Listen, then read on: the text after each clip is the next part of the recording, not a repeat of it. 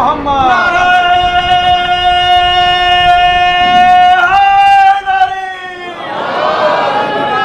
خوشنودی امام زمان بآواز بلند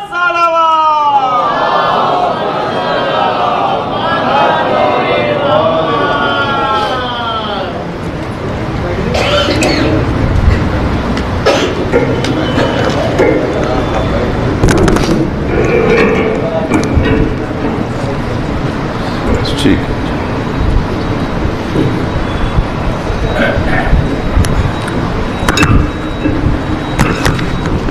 محسن اسلام جناب ابو طالب پہ بلند تر صلوات.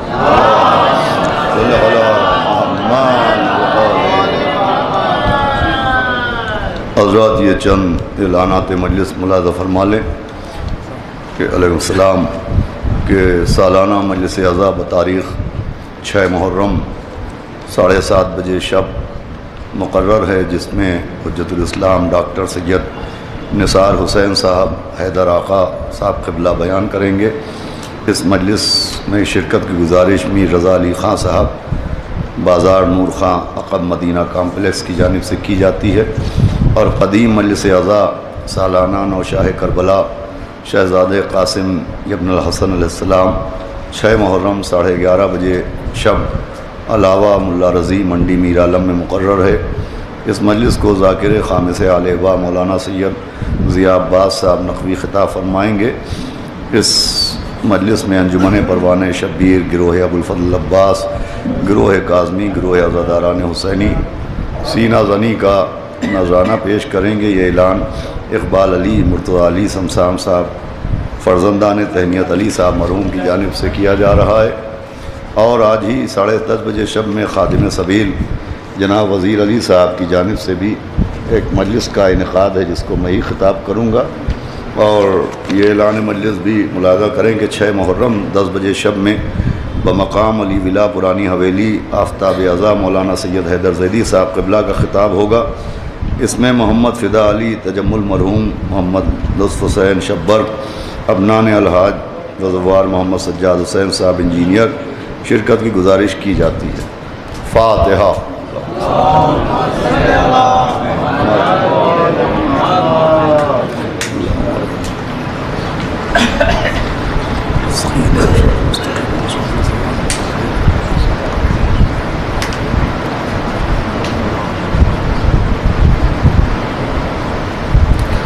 اعوذ باللہ السمیع العلیل العظیم من الشیطان اللعین الرجیم.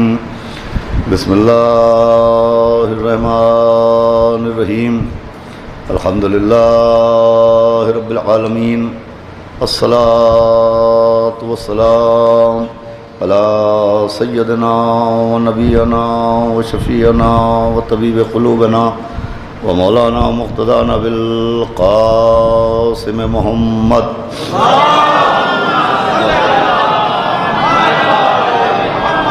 و آلہ الطیبین الطاہرین المعصومین و لعنۃ اللہ علی اعدائہم اجمعین من یومنا ھذا یوم الدین.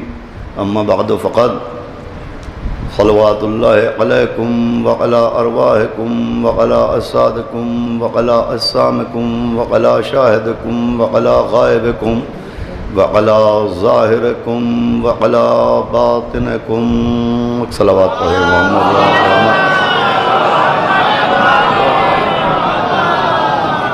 قابل قدر عزاداران سرکار سید الشہداء اور پرساداران شہداء کربلا، آپ کے سامنے حسینیہ عنایت جنگ مرحوم میں حسین آقا صاحب اور ان کے فرزندان و خانوادے کی جانب سے منعقدہ اس قدیم اور مرکزی اشرے مجالس میں گفتگو کرتے ہوئے آج بطفیل چہردہ معصومین علیہ السلام، خصوصاً بتصدق معصوم عالم حضرت بطول بنت رسول جناب فاطمہ الزہرا سلام اللہ علیہا، یہ تیسری شب ہے، ماہ محرم کی تیسری تاریخ ہے. اور جو حضرات پہلی مجلسی سے ان مجالس میں شرکت فرما رہے ہیں، ان کے اذہان میں یہ بات محفوظ ہوگی کہ میں زیارت وارثہ کے آخری فقرے کی تلاوت کا شرف اس لیے حاصل کر رہا ہوں کہ اس فقرہ زیارت میں جو آخر میں دو لفظیں آتی ہیں ظاہر و باطن، تو یہی میرا عنوان ہے، اور مقصد گفتگو یہ ہے کہ زیارت صرف زیارت نہیں ہوتی بلکہ زیارت ذریعہ اضافہ معرفت ہوتی ہے، کہ فقرہ زیارت کے ذریعے ہم اپنے عرفان میں، اپنی معرفت میں اضافہ کریں اور سمجھنے کی کوشش کریں کہ اہل بیت اطہار کی مودت اور ان کی اطاعت اور ان کو ماننے کا حق کیا ہے۔ چنانچہ زیارت وارثہ کا یہ فقرہ اس بات کی دلیل ہے کہ صرف ان کے ظاہر کا اقرار کافی نہیں ہے بلکہ باطن کا عرفان بھی ضروری ہے۔ میں کل عرض کر چکا کہ جو بصارت سے نظر آئے اسے ظاہر کہتے ہیں، اور جو بصیرت سے نظر آئے اسے باطن کہتے ہیں۔ ظاہر کے ساتھ ساتھ باطن کی معرفت اور باطن کا عرفان بہت ضروری ہے، اور یہ بات صرف اہل بیت اطہار تک محدود نہیں ہے، یہ بات صرف قرآن صامت تک محدود نہیں ہے، قرآن ناطق تک محدود نہیں ہے، بلکہ قرآن صامت میں بھی تمام علماء اور تمام مسلمان اس بات پر متفق ہیں کہ جیسے قرآن میں کچھ آیات ناسخ آیات ہیں، کچھ منسوخ آیات ہیں، کچھ محکم آیات ہیں، کچھ متشابہ آیات ہیں، ویسے ہی قرآن کی آیات کا ظاہر بھی ہے اور قرآن کی آیات کا باطن بھی ہے۔ ظاہر قرآن کے ساتھ ساتھ باطن قرآن پر بھی غور کرنا ضروری ہے کہ آیتوں میں جب ہم تلاوت کرتے ہیں تو ظاہر جو الفاظ اور جو عبارتیں ہیں تو ان کے باطن تک پہنچنا بھی ضروری ہے، اس لیے کہ ظاہر کی تلاوت سے ثواب مل جائے گا لیکن اصل فیض قرآن نہیں ملنے والا ہے۔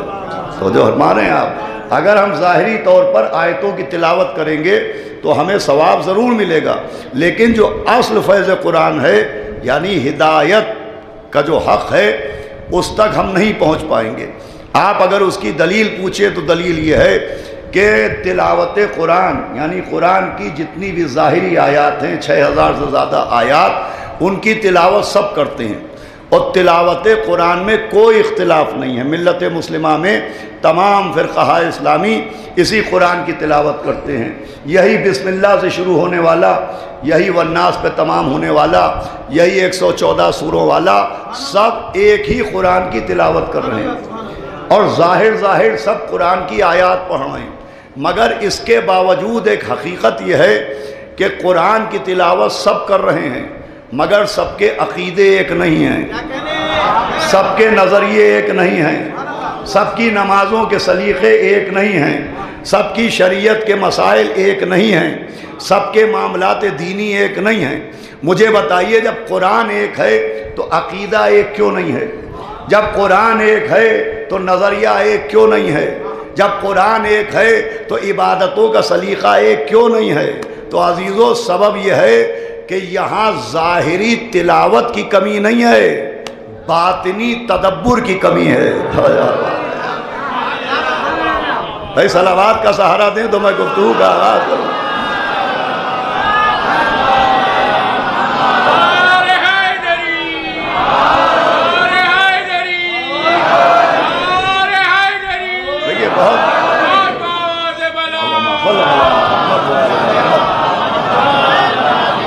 دیکھیں قرآن کی آیتوں کا جو ظاہر ہے، ظاہری طور پر تلاوت سب کر رہے ہیں، لیکن قرآن نے تدبر کا حکم دیا ہے، تفکر کا حکم دیا ہے۔ یہ تدبر و تفکر کاہے کے لیے ہے؟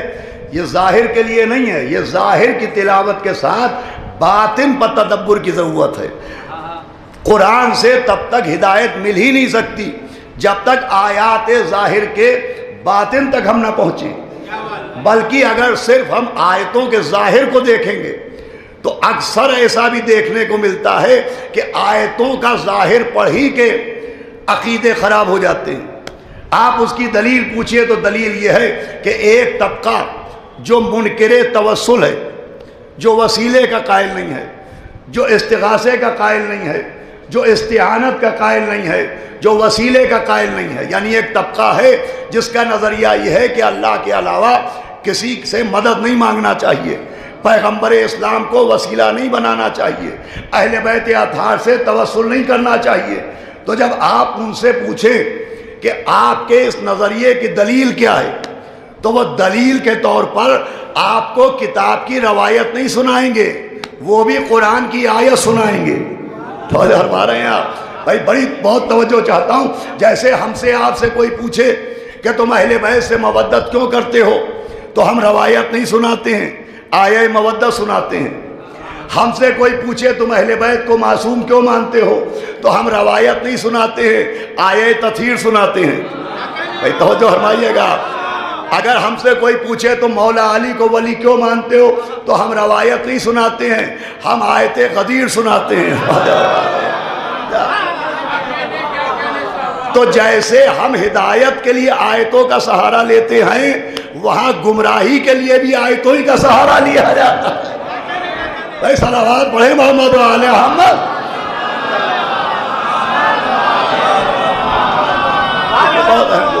پوری توجہ سنیے گا، وہاں بھی آیتوں کا سہارا لیا جاتا ہے۔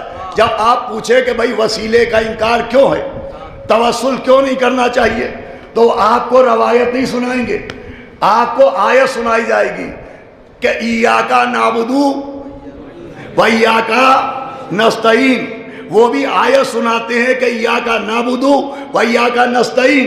اب اس آیت کا ظاہر کیا ہے کہ مدد بھی اللہ سے مانگنا چاہیے اور عبادت بھی اللہ کی کرنا چاہیے۔ تو اب ظاہر کو دیکھ کے وہ صرف ظاہر پر رکے، وہ باطن تک نہیں پہنچے، اور انہوں نے اسی کو عدم توسل کی دلیل بنایا کہ بھائی ایاک نعبد، عبادت بھی اللہ کی کرنا چاہیے، اور ایاک نستعین، اور مدد بھی اللہ سے مانگنا چاہیے۔ تو جب صاف صاف آیت میں ہے کہ عبادت بھی اللہ کی کرنا چاہیے اور مدد بھی اللہ سے مانگنا چاہیے، تو ہم اہل بیت سے مدد کیوں مانگیں، ہم نبی کو کیوں پکاریں، ہم یا علی مدد کیوں کہیں؟ تو عزیزو یہ جو آیت سے نتیجہ نکالا ہے یہ ظاہر سے دوری کی وجہ سے نہیں آئے، یہ باطن سے دوری کی وجہ سے آئے۔ بھئی آج کی گفتگو بہت اہم ہے، آپ متوجہ ہو جائیں، اس کے لیے ایک صلوات پڑھیں محمد و آل محمد۔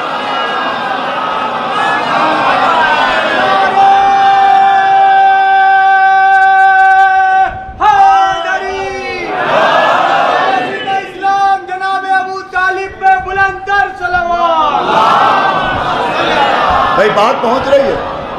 اب دیکھیں آیت کا ظاہر کیا، ایاک نعبد و ایاک نستعین، کہ عبادت بھی اللہ کی کرنا چاہیے اور مدد بھی اللہ سے مانگنا چاہیے۔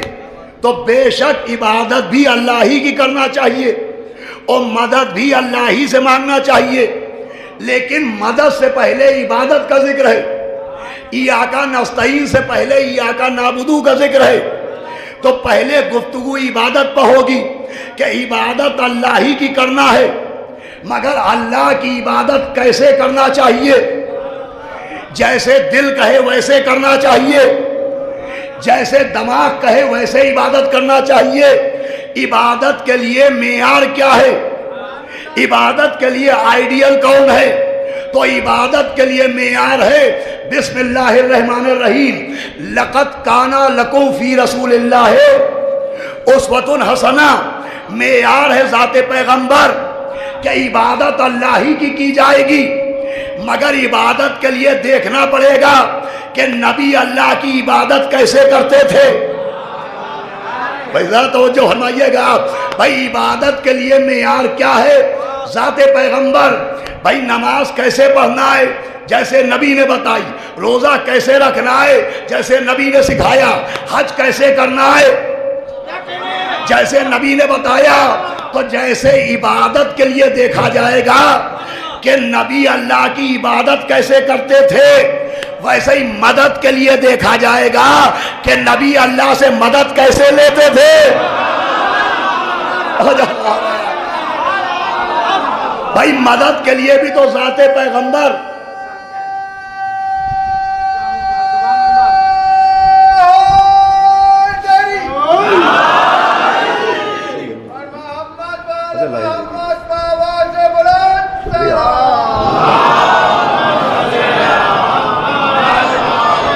سنیے گا، بس تمہید تمام ہو رہی ہے۔ بھائی ایاکا نستعین کے لیے بھی تو دیکھا جائے گا کہ پیغمبر اللہ سے مدد کیسے مانگتے تھے. تو اب اگر نبی خالی یا اللہ کہہ کے مدد مانگتے ہوں تو یا اللہ کہہ کے مدد مانگیے، لیکن اگر نبی ناد علی پڑھ کے مدد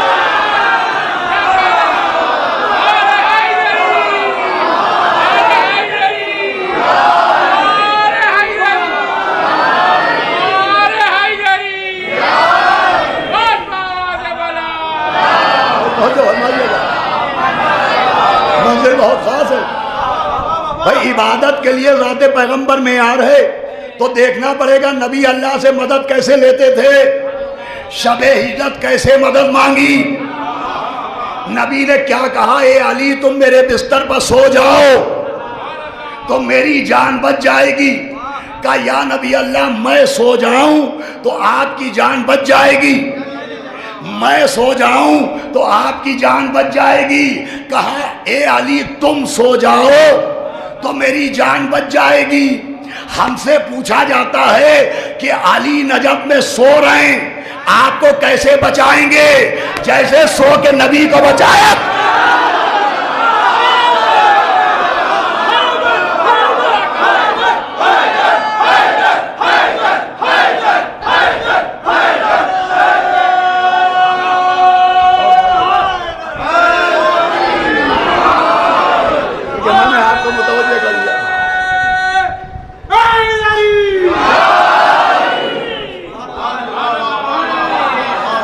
عبادت کے لیے معیار کیا ہے؟ آئیڈیل کون ہے؟ پیغمبر اسلام. کہ نماز کے لیے دیکھنا ہے نبی نے نماز کیسے پڑھی، روزہ کیسے رکھا. ویسے ہی مدد کے لیے دیکھنا پڑے گا کہ نبی نے اللہ سے مدد کیسے مانگی. متوجہ ہو گئے آپ؟ بھائی نماز کے لیے تو نبی کا بہت سخت حکم ہے. یہ حدیث ہر کتاب میں موجود ہے، شیعہ و غیر شیعہ سب نے لکھا کہ نبی نے فرمایا نماز ویسے پڑھنا جیسے مجھے پڑھتے ہوئے دیکھنا. جو فرما رہے ہیں آپ، نبی نے نماز کے لیے فرمایا نماز ویسے پڑھنا جیسے مجھے پڑھتے ہوئے دیکھنا. تو صحیح طریقہ نماز کیا ہے؟ نبی نے کہا ویسے پڑھنا جیسے مجھے پڑھتے ہوئے دیکھنا. اب ملت مسلمہ میں نماز ایک ہے، طریقے 5 ہیں. 4 طریقے غیروں والے، ایک طریقہ 12 اماموں والا.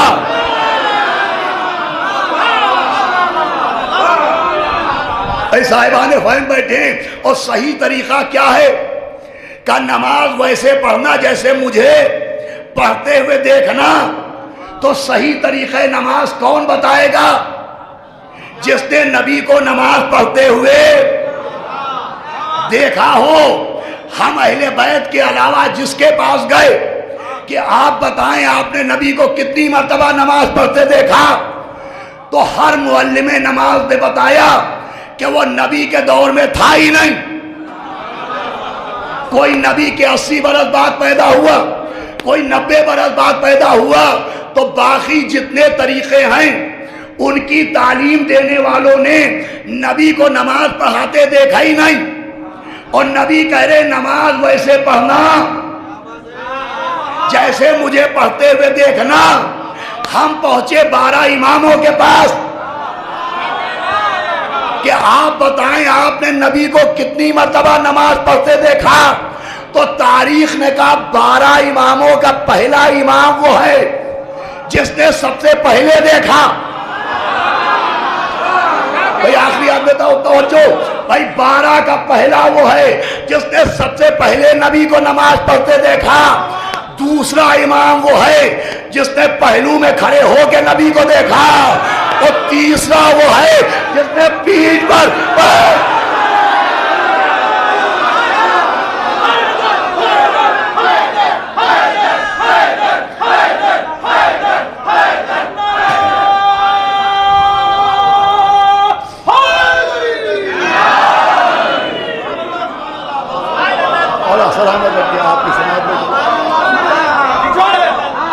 اب ہمارا طریقہ نماز کیا ہے؟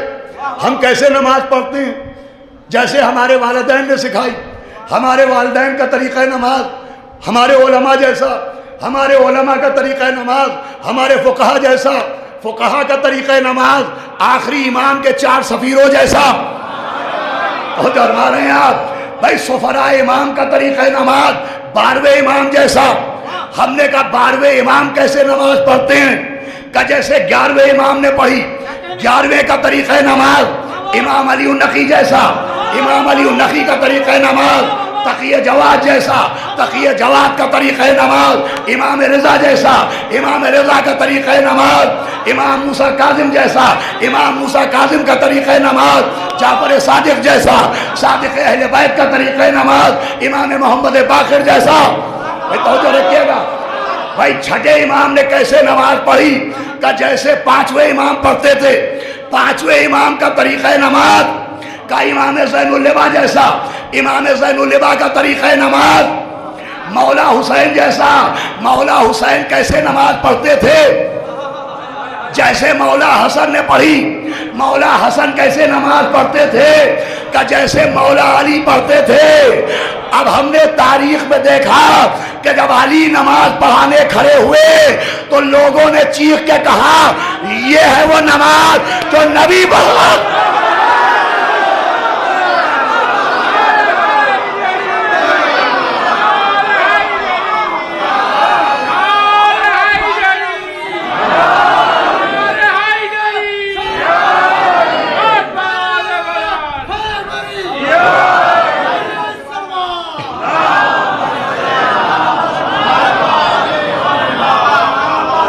اس کا مطلب ہم سے لے کے نبی تک سلسلہ نماز کی کوئی چین کہیں سے بریک نہیں ہوئی ہے.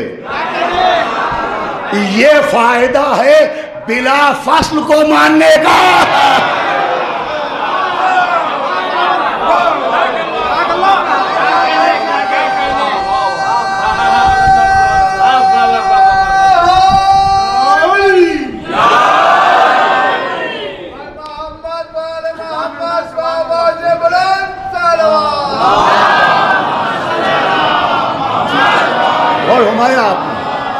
تو عزیزوں متوجہ رہے میری طرف، ایک صلوات کا سہارا دے دیں محمد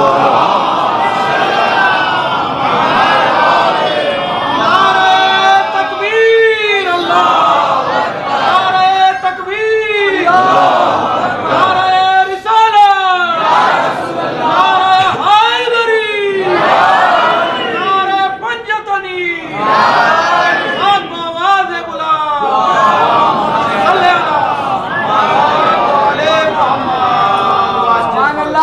ایک صلوات اور پڑھ دے محمد و آل محمد. مسجد میں بھی علی ہے تو منبر پہ بھی علی، بے شک مسجد میں بھی علی ہے تو منبر پہ بھی علی، کعبہ گواہ ہے دوش پیغمبر پہ بھی علی، بے شک ہجرت کی شب رسول کے بستر پہ بھی علی، بے شک ہجرت کی شب رسول کے بستر پہ علی، جنت علی کی ملک ہے کوثر پہ بھی علی، ہر جا علی ملیں گے، علی ملیں گے نادامن بچائیے، بچنا علی ہے تو جہنم میں جائیے. صلوات پڑھے محمد و آل محمد. اللہ سلامت رکھے. دیکھیں موسم کی گرمی اپنی جگہ، وہ امام کی حدیث اپنی جگہ کہ جب اپنے دلوں میں ہماری محبت کی ٹھنڈک محسوس کرنا. بھائی اہل بیت کی محبت کی تاثیر کیا ہے؟ اس میں خنکی ہوتی ہے، ٹھنڈک ہوتی ہے. اور خنکی کی تاثیر یہ ہے کہ خنکی کسی شے کو سڑنے نہیں دیتی. اب سمجھ میں آیا قبر میں محب علی کی لاش خراب کیوں نہیں ہوتی. توجہ فرما رہے ہیں آپ. اہل بیت کی محبت میں ٹھنڈک ہوتی ہے. حدیث ہے نا، سب مانتے ہیں نا اس کو کہ اہل بیت کی محبت میں خنکی ہوتی ہے. تو جب اہل بیت کی محبت میں خنکی ہوتی ہے اور محبت اہل بیت دل میں ہوتی ہے تو ٹیمپریچر 34 ہو تو کیا، ٹیمپریچر 24 ہو تو کیا، محبان اہل بیت کی سماعت کا ٹیمپریچر 14 رہنا چاہیے.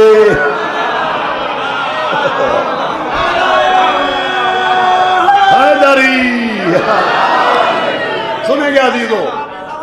تو جیسے عبادت کے لیے معیار کون ہے؟ ذات پیغمبر. کہ عبادت کے لیے ہمیں دیکھنا ہے کہ نبی نے اللہ کی نماز کیسے پڑھی، روزہ کیسے رکھا. ویسے ہی ایاک نستعین کے لیے دیکھنا پڑے گا نبی اللہ سے مدد کیسے مانگتے تھے. اب آخری آدمی تھا توجہ، بات بیان کی ہو تو رد کی جائے، لیکن قرآن کی ہو تو تسلیم کی جائے، روایت ہو تو بحث کی جائے، آیت ہو تو تسلیم کیا جائے. بھائی نبی اللہ سے مدد کیسے مانگتے تھے؟ تو قرآن میں نبی کی دعا موجود ہے کہ نبی نے ہاتھ اٹھائے کہ بسم اللہ الرحمن الرحیم وَاجْعَلْ لِي مِن لَّدُنْكَ سُلْطَانًا نَصِيرًا. اے اللہ میرے لیے ایک مددگار بھیج دے، میرے لیے ایک مددگار بھیج دے. بھئی یہ جملہ بہت غور سے سنیے گا، یہاں بحث کا رخ ہی مڑ گیا. نبی نے اللہ سے مدد نہیں مانگی، پورے کا پورا مددگار مانگا.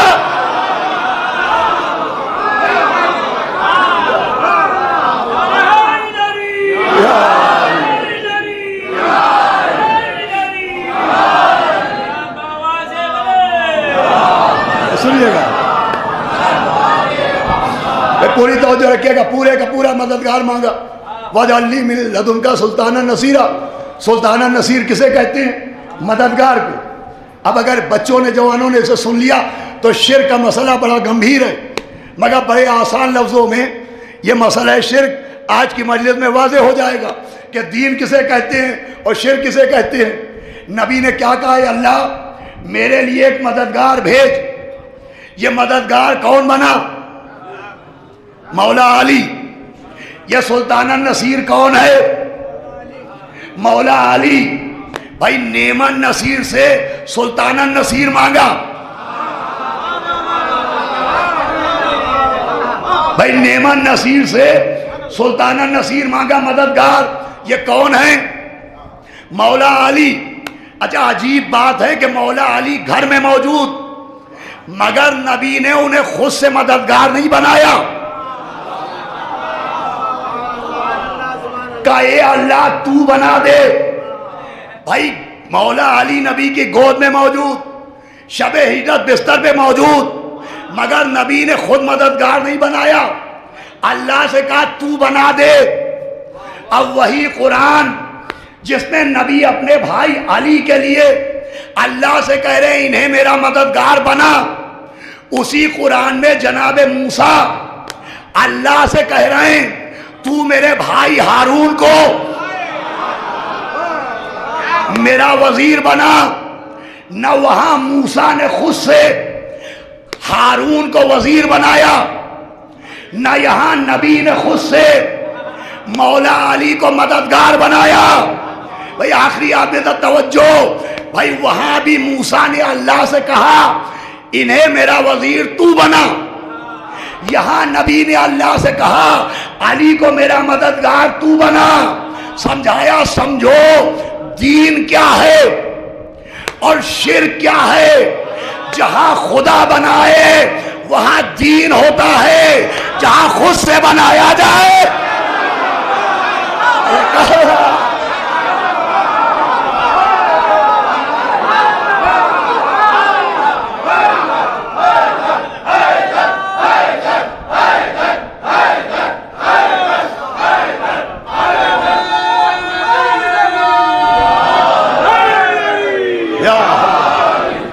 بھائی جہاں خدا بنائے وہاں دین ہے، جہاں خود سے بنایا جائے وہاں شرک ہے. جہاں خود سے بنایا جائے وہاں شرک ہے. اب دین کہاں ہے اور شرک کہاں ہے؟ تاریخ میں ڈھونڈیے غدیر کہاں ہے.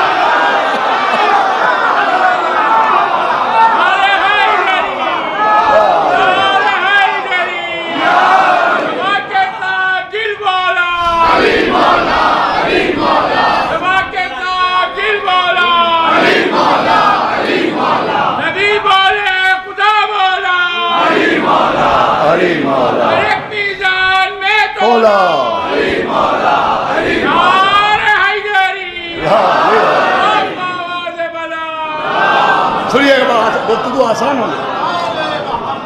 بھائی شرک کیا ہے؟ خود سے بنانا شرک ہے.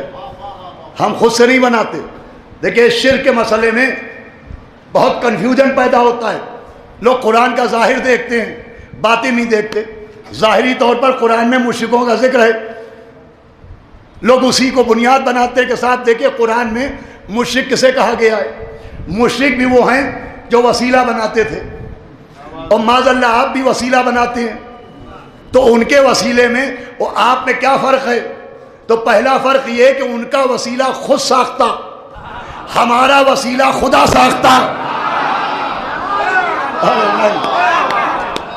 دیکھیں میں اپنے پڑھنے کے بارے میں اطمینان رکھتا ہوں کہ میں کیسے پڑھ رہا ہوں، سننا آپ کا کام ہے، آپ کیسے سنیں گے؟ دوسرے وہ جو مشرک کہلائے تو اس لیے نہیں کہ انہوں نے وسیلے بنائے، بھائی وسیلے کا حکم تو قرآن دے رہا ہے کہ وابتغوا الیہ الوسیلہ، کہ وسیلہ اختیار کرو۔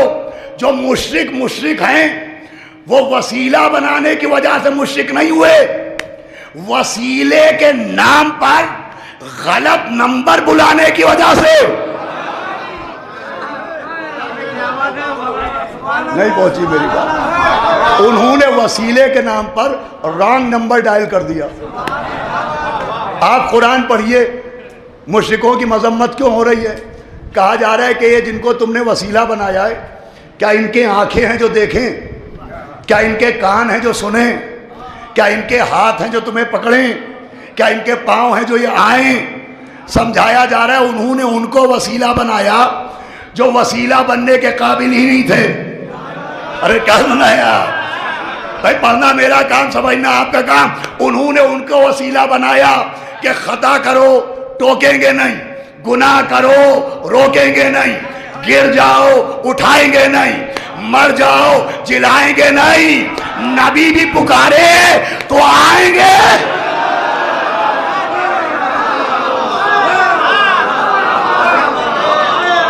اے صلوات بھیجے محمد و آل محمد۔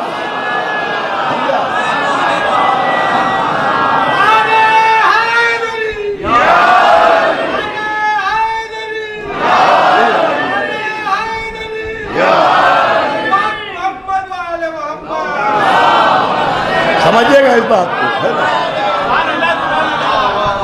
انہوں نے ان کو وسیلہ بنایا کہ نہ آنکھیں نہ بصارت، نہ کان نہ سماعت، نہ ہاتھ نہ طاقت، نہ پاؤں نہ قوت۔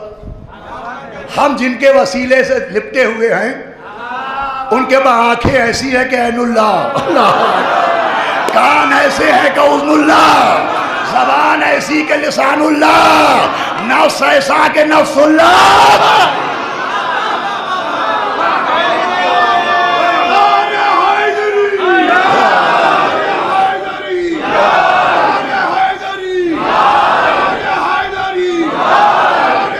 حیدری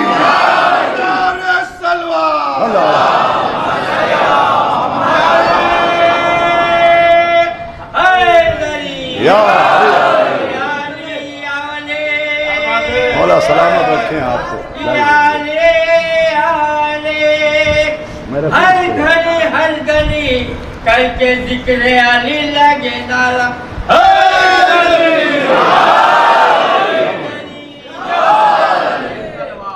محمد و آل محمد۔ سنیے گا آپ کو عزیزان گرامی، انہوں نے رانگ نمبر ڈائل کیا، ورنہ وسیلے کا حکم تو قرآن دے رہا ہے۔ کہ آپ سیدھی بات کیجئے، آج اس سوشل میڈیا کے دور میں اتنا پڑھنے کا وقت کس کے پاس ہے؟ سیدھا سا عقیدہ توحید یہ ہونا چاہیے کہ صرف اللہ کو پکارنا چاہیے، جب مشکل پڑے تو صرف اللہ کو پکارنا چاہیے۔ تو جو اس بات کا انکار کرے وہ کافر ہے۔ لیکن میں ہاتھ جوڑ کے آپ سے پوچھتا ہوں کہ پکارنا صرف اللہ کو چاہیے؟ کہیے بے شک پکارنا صرف اللہ کو چاہیے؟ بے شک۔ مجھے بتائیے جب اللہ کو پکارا جائے تو آنا کس کو چاہیے؟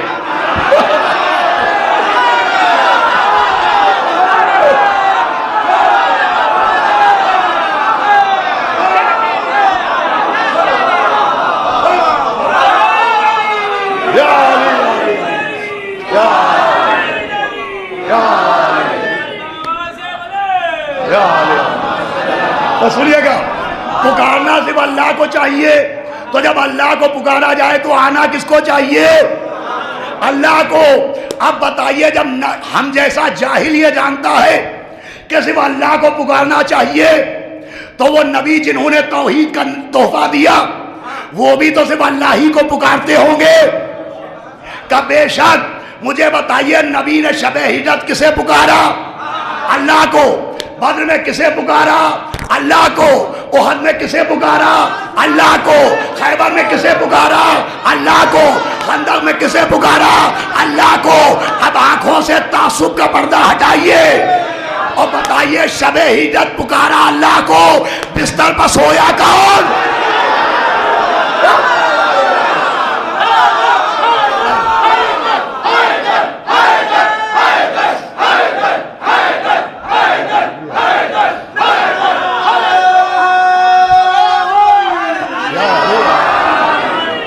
پوری توجہ چاہتا ہوں. شب ہجرت پکارا اللہ کو، بستر پر سویا کون؟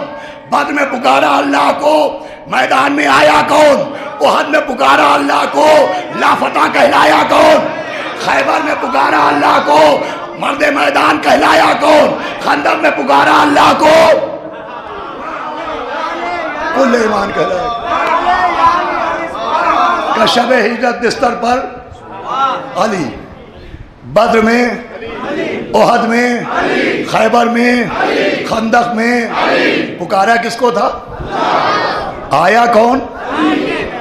یہ نصیری چھپ کے دیکھ تو نہیں رہا تھا؟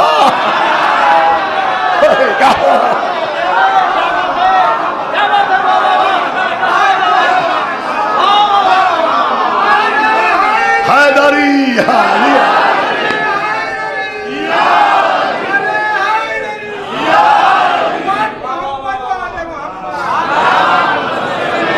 سنیے حضرات گرامی، شب ہجرت علی مولا سلامت رکھے آپ یا علی یا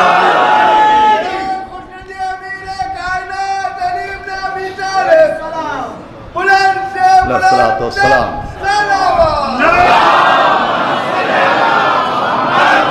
میں سنیے کا نتیجہ دینا چاہ رہا ہوں. شب ہجرت علی، بدر میں علی، احد میں علی، خیبر میں علی، خندق میں علی. ہر جا علی ملیں گے نہ دامن بچائیے.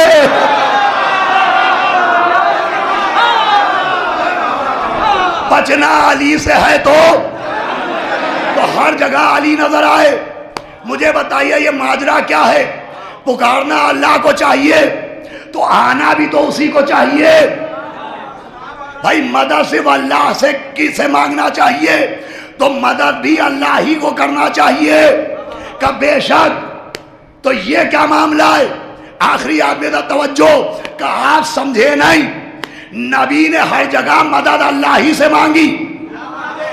شب ہجرت مدد اللہ سے مانگی، خیبر خندق میں مدد اللہ سے مانگی، وہ ہر جگہ مدد بھی اللہ ہی نے کی. توجہ ہے، ہر جگہ مدد بھی اللہ نے کی، مگر اللہ نے جب مدد کی تو ڈائریکٹ مدد نہیں کی، وایا علی مدد. بھائی سنیے جملہ دینا چاہ رہا ہوں، پھر چاہے جیسے جتنے نعرے لگائیے گا آپ کا اختیار ہے. بھائی ڈائریکٹ علی کے ذریعے مدد کی، وایا علی مدد کی، یعنی اللہ نے بھی علی کو وسیلہ بنایا. ارے ہم تو مجبور ہو کے علی کو بلاتے ہیں، اللہ نے مختار ہو کے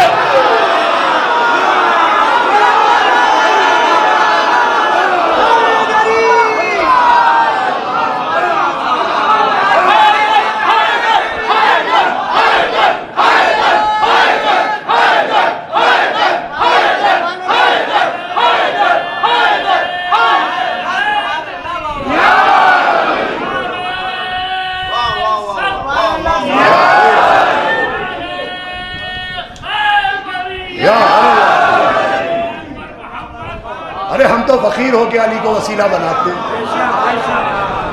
ہم تو فقیر ہو کے علی کو وسیلہ بناتے ہیں. اللہ نے تو قادر و قدیر ہو کے علی کو وسیلہ بنایا.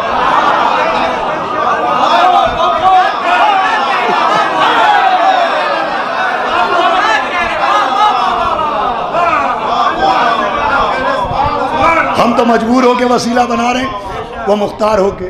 یہ کیا معاملہ ہے؟ دیکھیں معاملہ یہ ہے کہ اللہ نے حکم دیا بسم اللہ الرحمن الرحیم یا ایھا الذین آمنوا اتقوا اللہ وابتغوا الیہ الوسیلہ. ہم کو بھی حکم دیا کہ وسیلہ اختیار کرو. اب وسیلہ کون ہے؟ نبی کی حدیث ہے یا علی انت وسیلۃ الی اللہ. سنیے گا، یا علی انت وسیلۃ الی اللہ، اے علی آپ اللہ کی طرف وسیلہ ہیں. تو اللہ نے صرف ہم کو وسیلہ بنانے کا حکم نہیں دیا، خود بھی علی کو وسیلہ بنایا. اب یہ جملہ چاہے جیسے سمجھیے گا، اس کا مطلب مولا علی وہ وسیلہ ہیں جو ون وے نہیں ہیں.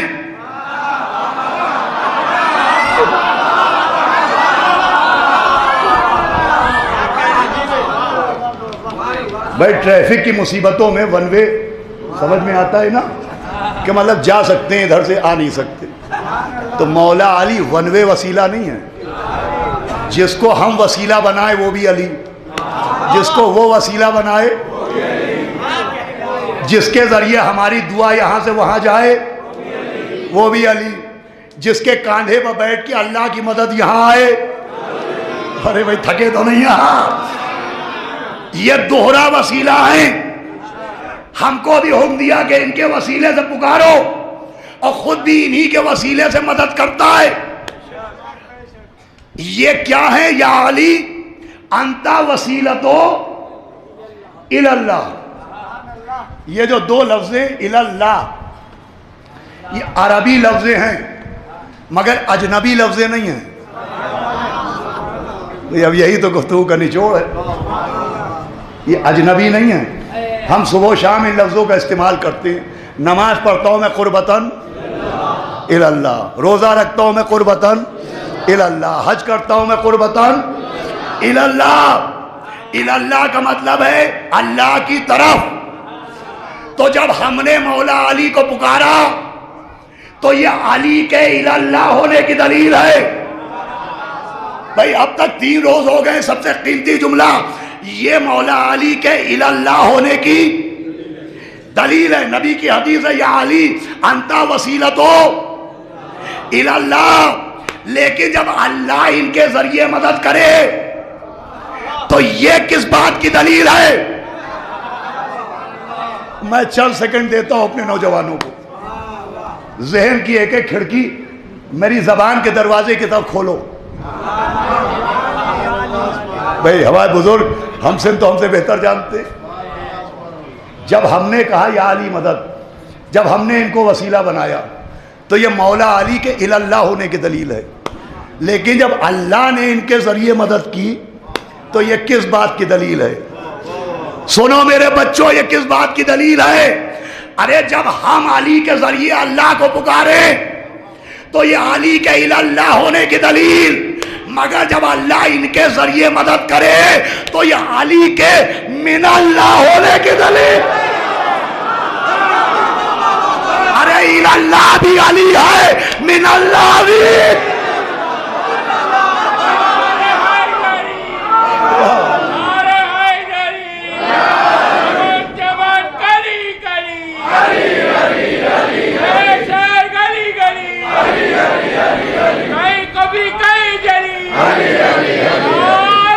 حیدری حیدری حیدری. صلوات پڑھے محمد و آل احمد.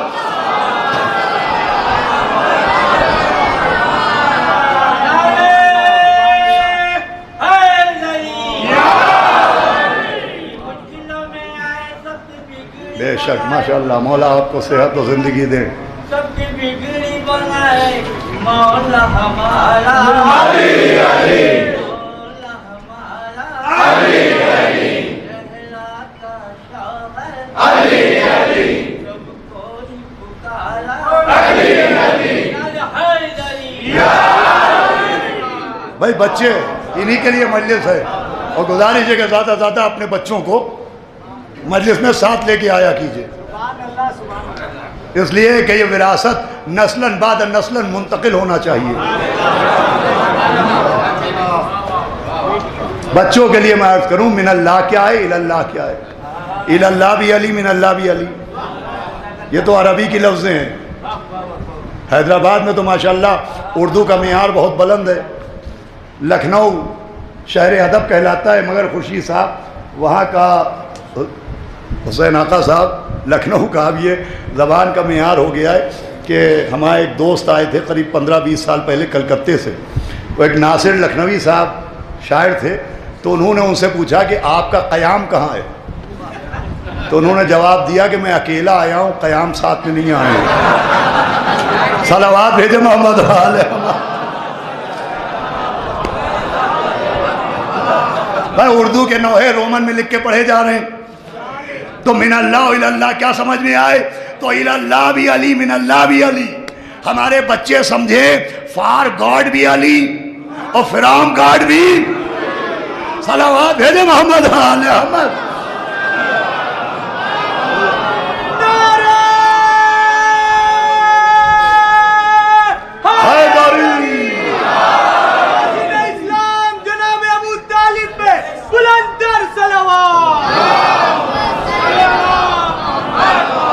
بس سنیں عزیزان گرامی، بس آخری منزل ہے، یہ دوہرا وسیلہ ہیں، ون وے نہیں ہے، ہم بھی ان کو ذریعہ بناتے ہیں، وہ بھی ان کو ذریعہ بناتا ہے۔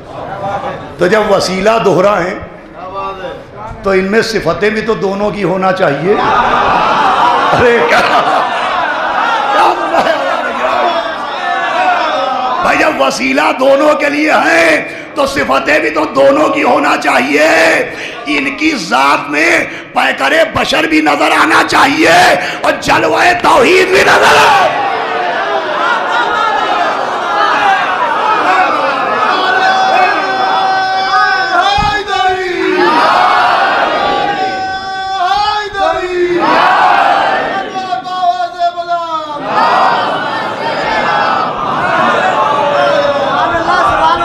پیکر بشر بھی نظر آنا چاہیے، جلوہ توحید بھی، اور پیکر بشر ان کا ظاہر ہے، ان کی ذات میں توحید کے جلوے ان کے باطن ہیں۔ بھائی بشریت ظاہر ہے، نورانیت باطن ہے۔ کل جو میں کچھ جملے عرض کر چکا، دہرانے کی اجازت چاہتا ہوں۔ یہ ان کی ذات میں دونوں جلوے ظاہر و باطن کی دلیل بھی ہیں، اور اللہ و من اللہ ہونے کی دلیل بھی ہیں۔ جب یہ جو کی روٹی گھٹنے سے توڑیں تو اللہ ہونے کی دلیل، جب در خیبر انگلیوں پر اٹھائے تو من اللہ ہونے کی دلیل، جب سر پر تلوار کھائیں تو اللہ ہونے کی دلیل، جب ٹھوکر سے مردہ جلائے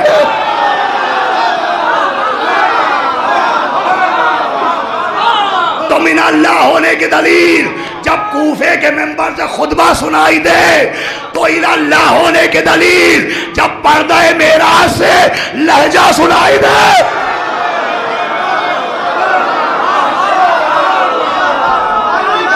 حیدری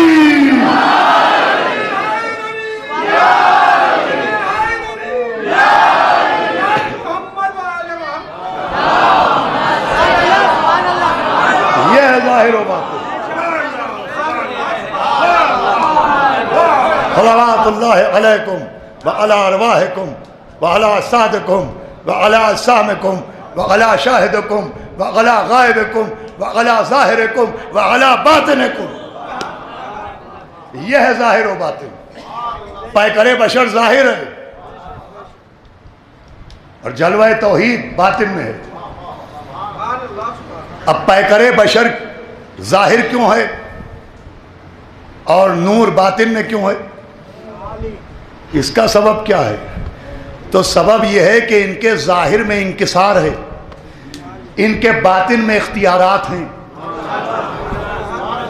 بھئی حیدرآباد میں سمجھانا پڑے گا، شہر ولا میں ظاہر میں انکسار ہے، باطن میں اختیار ہیں۔ ظاہر میں انکسار اس لیے ہے کہ کوئی ان کو خدا نہ کہنے پائے، اور باطن میں اختیار اس لیے ہے کہ کوئی اپنا جیسا نہ کہنے پائے۔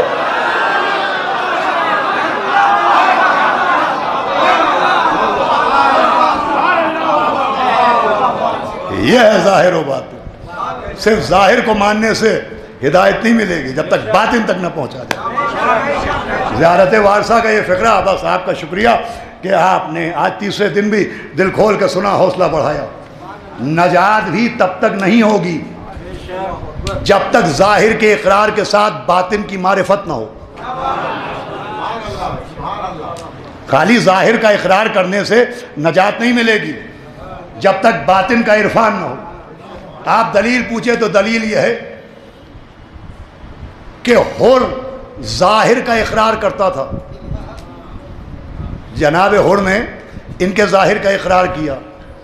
جب لجام فرض پر ہاتھ ڈالا اور مولا حسین نے کہا تیری ماں تیرے غم میں روئے, تو کہا کوئی اور کہتا تو پلٹ کے یہی کہتا, لیکن آپ کی ماں بنت رسول ہیں. یہ جملہ کیا بتا رہا ہے کہ ظاہر پر ایمان ہے. مولا حسین کا ظاہر کیا تھا؟ جناب سیدہ کا بیٹا ہونا ظاہر ہے, نبی کا نواسا ہونا ان کا ظاہر ہے, علی کا لخت جگر ہونا ظاہر ہے. تو ظاہر کو حر مان رہا تھا, لیکن جب تک ظاہر ظاہر مانتا رہا حر حر رہا. لیکن باطنی امامت پر سر جھکایا اللہ تو علیہ السلام بنا. حیدری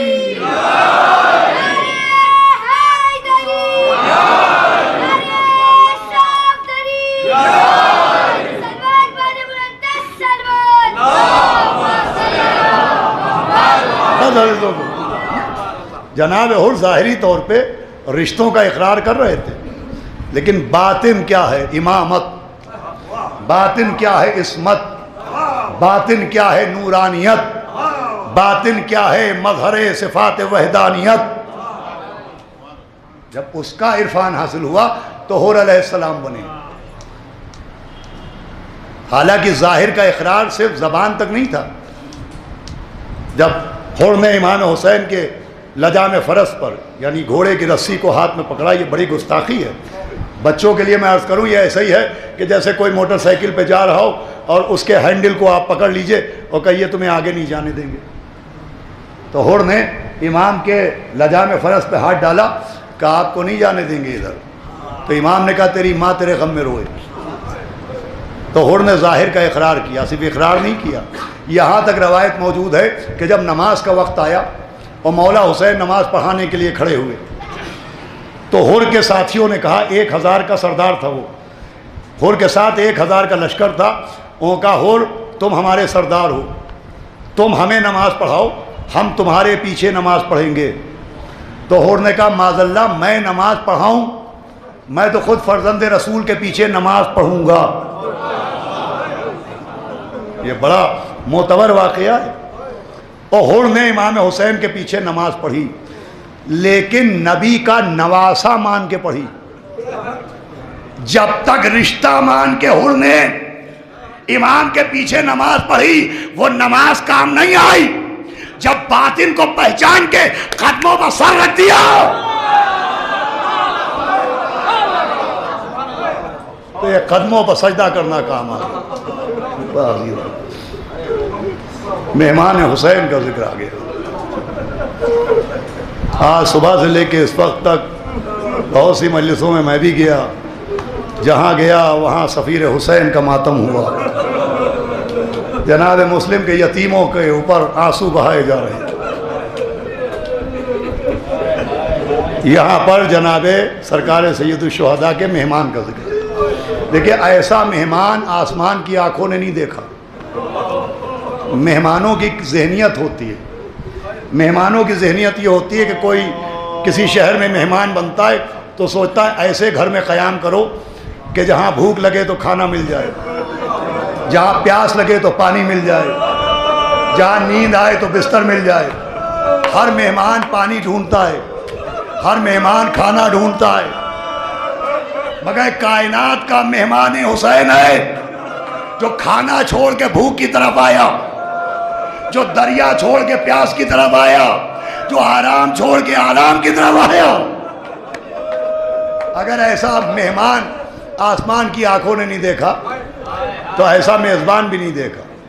مجھے جناب حر کے مصائب نہیں پڑھنا ہے، کہیں اور پہنچنا ہے، لیکن بات آ گئی ہے، ربط مصائب آ گیا ہے تو عرض کروں، اگر حر جیسا مہمان نہیں دیکھا گیا تو مولا حسین جیسا میزبان بھی نہیں دیکھا گیا، کہ جب حر نے قدموں پر سر جھکایا اور کہا آقا کیا میرے لیے بھی معافی ہے، تو آپ نے سینے سے لگایا کہ حر تم اس وقت آئے ہو کہ ہم پانی بھی نہیں پلا سکتے۔ تو یہ کہے کہ مولا حسین اس خیمے میں گئے، سنیے گا رونے کو بہت ہوگا، اس خیمے میں گئے جس میں ننھے ننھے بچے ہاتھ میں سوکھے ہوئے مشکیزے کوزے لیے آواز دے رہے تھے الاتش ہائے پیاس، الاتش ہائے پیاس۔ اگر محسوس کر لیا تو رونے کو بہت ہوگا۔ امام بچوں کے بیچ میں پہنچے، 4 برس کی بیٹی کو اشارے سے بلایا، سوکھے ہوئے سکینہ کے لبوں پر انگلیاں پھیری، کہا بی بی ہمیں معلوم ہے کہ یہ بچے ہو آپ کتنا پیاسی ہیں، لیکن ان بچوں سے کہہ دیجئے کہ باہر ہمارا مہمان بیٹھا ہے، جب تک ہمارا مہمان بیٹھا رہے کوئی ہائے پیاس کا نعرہ نہ لگا ہے، ارے ہمارا مہمان شرمندہ نہ ہو جائے، ہمارا مہمان خجل نہ ہو جائے۔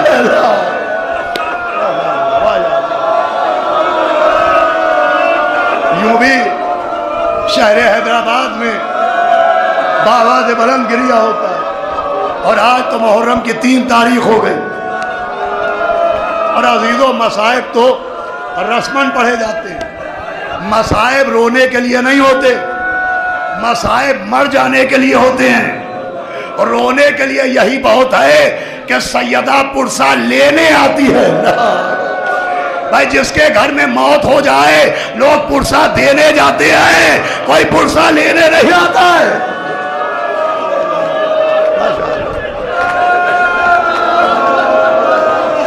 اپنے وقت کے اندر مجلس تمام ہو، آج 4 محرم کی شب آ گئی، اب مولا حسین کے مہمان کا ذکر آ گیا تو مولا حسین کے بچپن کا دوست یاد آ گیا، جیسے عالم غربت میں مولا حسین نے خط لکھا کہ حبیب ہم اکیلے ہیں، حبیب سیدہ کی بیٹیاں نرغے حبیب ہم بے کس و بے یار ہیں۔ بھائی میں مختصر کر رہا ہوں اور اس کا سبب سمجھیے گا تو منہ پیٹ پیٹ کے انشاءاللہ روئیے گا۔ ہمیشہ آپ نے مولا حسین کے دوست کا ذکر کیا ہے، لیکن میں آپ کو کہاں پہنچاؤں گا انشاءاللہ دعا دے کے اٹھیے گا۔ خط بھیجا، لکھا ہے جس وقت جناب حبیب گھر میں کھانا کھا رہے تھے اس وقت حسین کا نامہ پہنچا۔ اب جو مولا حسین کا خط دیکھا تو لقمہ واپس رکھ دیا، پانی گلے میں اٹکنے لگا۔ زوجہ نے چہرے کو دیکھا اور کہا حبیب یہ کس کا خط آیا ہے؟ کہا فرزند رسول کا خط آیا ہے۔ کہا حبیب کیا لکھا ہے؟ کہا لکھا ہے کہ کوفیوں نے دغا کیا ہے، حسین نرغہ آدھا میں گھرے ہیں، حسین نے بلایا ہے۔ زوجہ نے کہا حبیب کیا سوچ رہے ہو؟ جناب حبیب نے امتحان کے لیے کہا میں سوچ رہا ہوں کہ اگر میں چلا گیا تو تیرا کیا ہوگا؟ زوجہ حر نے چادر اتاری، کہا رے حبیب تمہیں ہمارا خیال ہے، وہاں زہرا کی بیٹیاں۔ اللہ ماشاءاللہ، سنیے گا انشاءاللہ سر پیٹ پیٹ کے روتے ہوئے نکلیے۔ حبیب نے اپنے غلام سے کہا کہ گھوڑا تیار کرو ہم ابھی آ رہے ہیں۔ اللہ رے غربت حسین، اللہ رے بے کسی حسین۔ جب جناب حبیب گھوڑے کی طرف چلے تو دیکھا غلام گھوڑے سے کچھ کہہ رہا ہے پریشان نہ ہو، اگر میرا آقا نہ آیا تو میں نصرت امام کو چلوں گا، میں زہرا کے لال کی نصرت کو چلوں گا۔ دیکھیں اگر پردیس میں کوئی اپنا نظر آ جائے تو دل کو بڑی ڈھارس ملتی ہے۔ مولا حسین کوفے کے راستے کو دیکھ رہے تھے، پیچھے در خیمہ پر بی بی زینب حسین کے چہرے کو دیکھ رہی تھی۔ پہلی مرتبہ بہن نے دیکھا کہ بھائی کے چہرے پر مسرت کے آثار آئے۔ کہا بھیا کیا بات ہے؟ کہا زینب مبارک ہو، میرا دوست آ رہا ہے، میرا حبیب آ رہا ہے۔ زینب پہنچی، سیدانیوں میرے آقا کا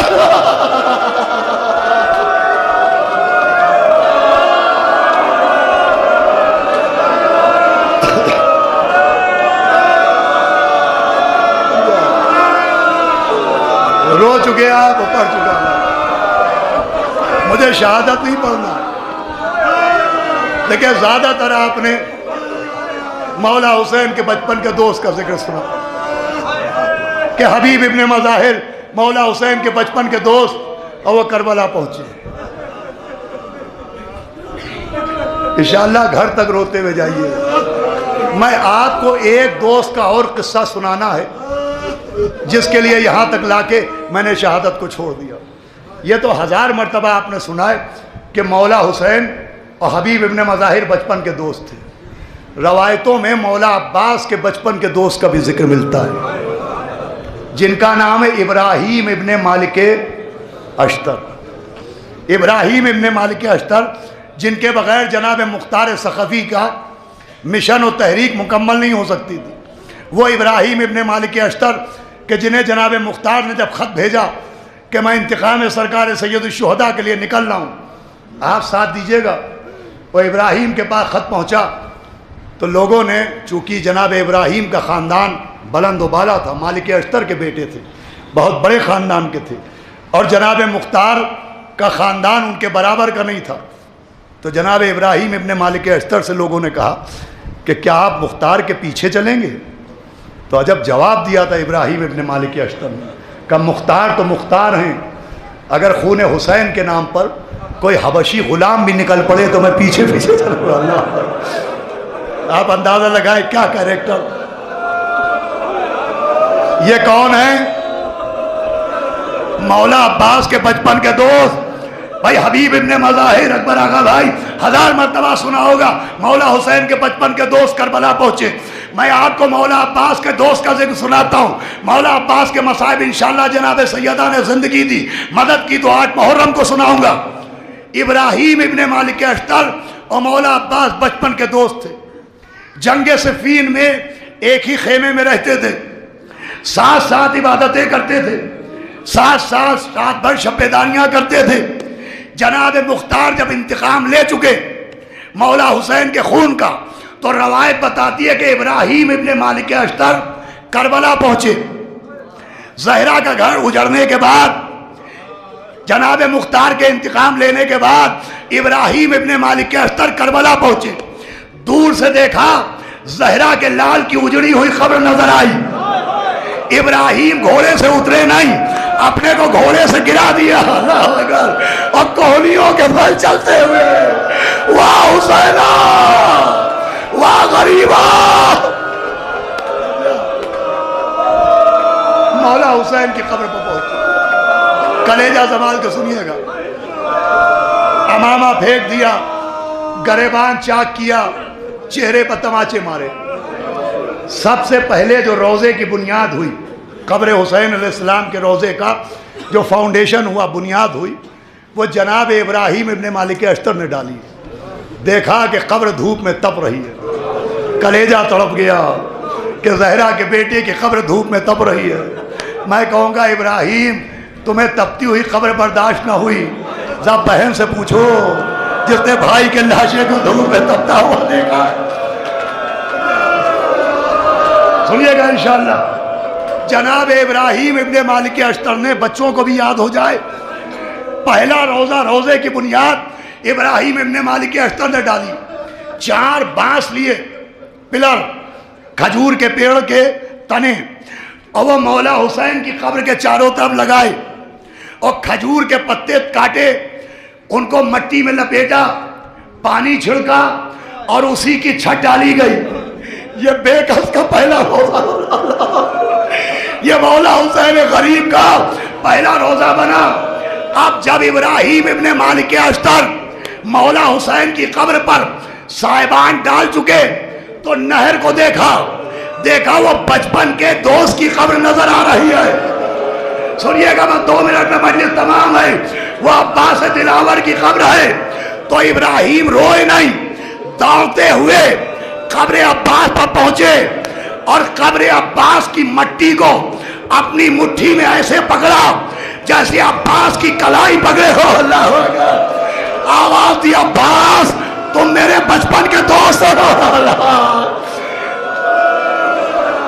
سنیے عزیزوں بھائی 1 منٹ. عباس तुम मेरे बचपन के दोस्त हो, मेरे अलावा तुमसे ऐसे कोई बात नहीं कर सकता, ये हक से मुझी को है। तुम मेरे बचपन के दोस्त हो, मैं तुम्हारी खबर पर रोने नहीं आया हूं। जितना रोना था मैं जहरा के लाल की खबर पर रो चुका, मैं रोने नहीं आया हूं, मैं पूछने आया हूं कि जहरा का घर लूट गया, तुमने तलवार कर माशाअल्लाह फातम करके रोइए।